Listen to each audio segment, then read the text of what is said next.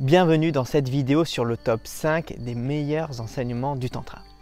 Alors il est vrai que le Tantra n'est pas forcément facile à appréhender et ici vous aurez une manière très simple de l'appliquer dans votre vie au quotidien et ce dès la fin de cette vidéo. Le premier enseignement du Tantra est tout d'abord de comprendre que la réalité, l'expérience de la vie est déjà à l'intérieur de vous. C'est-à-dire que dans notre vie quotidienne, on a souvent tendance à vouloir appliquer certaines techniques. C'est notre esprit rationnel qui nous pousse à ça. On va appliquer cette étape 1, cette étape 2, cette étape 3 et ensuite on aura les résultats associés. Et finalement, en faisant ça, en cherchant toujours une technique à appliquer, ce qui se passe, c'est que toute notre vie, on la passe à suivre des méthodes et finalement refuser de vivre notre expérience propre. Ce qu'il faut bien comprendre avec cet enseignement du Tantra, c'est que toutes les clés, toute la beauté du monde en fait réside en vous et que ça ne sert à rien de passer tout votre temps à appliquer des méthodes. L'idée, c'est de simplement prendre le temps d'observer qu'est-ce qui se passe, comment on se sent et comment on apprécie la vie au quotidien. Et cette appréciation, chacun l'a à l'intérieur de nous. Profitez de tous les moments que vous appréciez dans votre vie pour simplement les reconnaître à leur juste valeur et regardez tout le bienfait que cela vous apporte et célébrez cela pour vous. Le deuxième enseignement du Tantra, c'est de faire attention à la notion de dualité. Aujourd'hui, on a tendance à vivre toute notre vie de manière manichéenne, c'est-à-dire on juge tout ce qui est bon et tout ce qui est mauvais. La manière manichéenne de vivre a ses avantages. Notamment lorsqu'on décide de vivre en société, si il n'y avait aucune règle, si tout le monde se comportait dans un sort de chaos, eh bien effectivement l'espèce humaine n'arriverait pas à survivre et on n'arriverait pas à dormir sur nos deux oreilles et toute la société serait amenée à être détruite par notre propre action. La façon de voir le bien et le mal a une certaine utilité dans notre façon relative de voir le monde. Toutefois, il ne faut pas s'arrêter à cela et simplement juger toutes nos actions de manière bonne ou mauvaise. À un moment, il va falloir aller vers la quête de l'absolu et dans l'absolu, il n'y a pas de cette notion de bon ou mauvais. Lorsqu'on transpose ceci dans notre sexualité, eh bien, on va simplement célébrer le fait d'être ensemble. On va arrêter de chercher ce que l'on pense qui est bon pour la personne, simplement on suit notre intuition, on suit le flow et de là va se développer une relation qui sera plus intense et plus profonde. Le troisième enseignement du Tantra considère l'importance de la femme.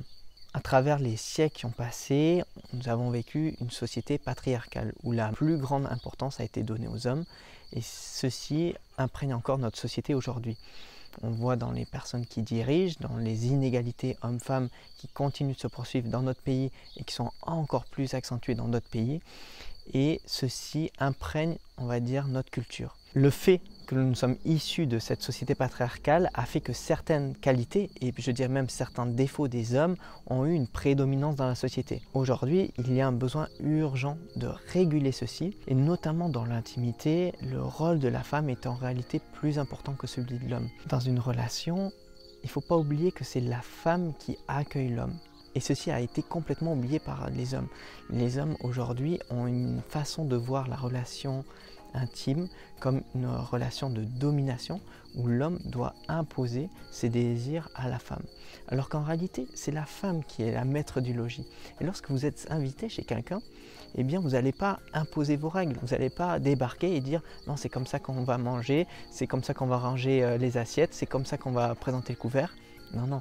Lorsqu'on est invité, on accepte la façon dont on est reçu, on accepte la nourriture qu'on nous sert et on reste attentif à bien respecter ce que nous demande notre hôte. De la même manière, dans une relation intime, il est très important pour les hommes de comprendre ce concept et de comprendre le fait que vous n'êtes pas chez vous et c'est la femme qui vous accueille et donc vous devez vous soumettre aux règles.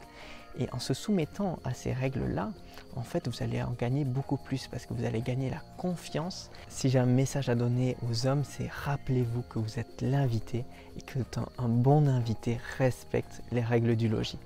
Beaucoup de femmes ont été atteintes à leur sensibilité et ont mis beaucoup de barrières sur ça. Et intérieurement, vous savez que vous avez un énorme potentiel, mais vous n'osez pas complètement le libérer.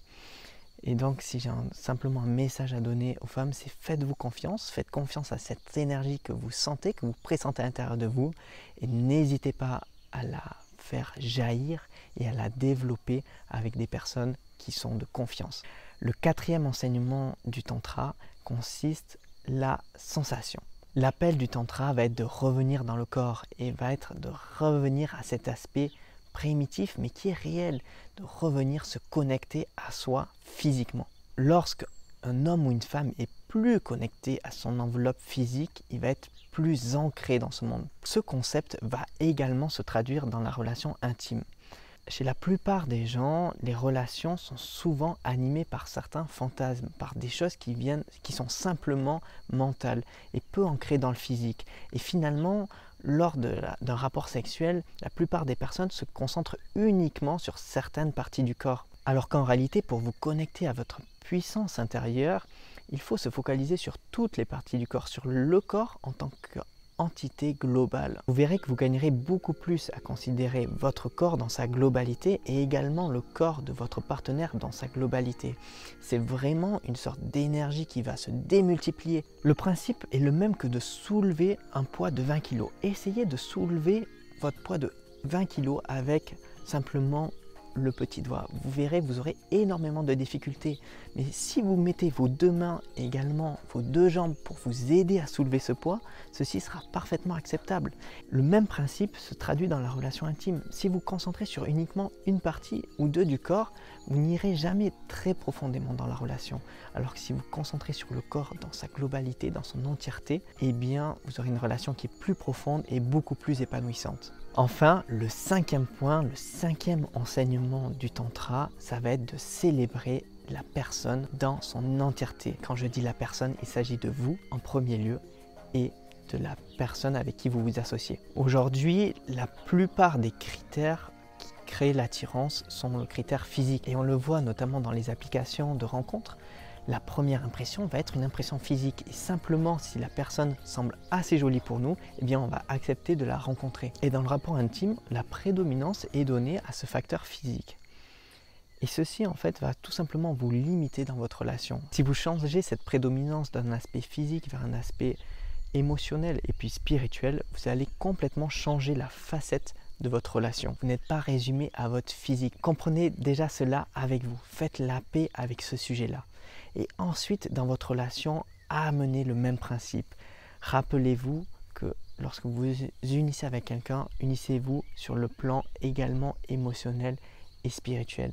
Et cela va amener une profondeur à votre relation, car vous considérez la personne non pas comme un être physique, mais comme un être global.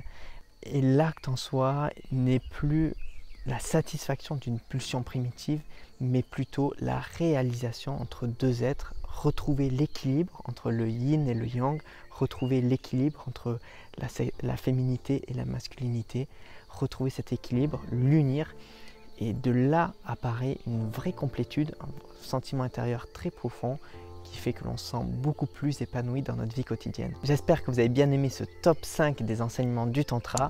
N'hésitez pas à partager en commentaire celui que vous avez préféré. Et d'ici là, je vous souhaite une très belle fin de journée. Profitez bien, prenez soin de vous. À bientôt. Ciao.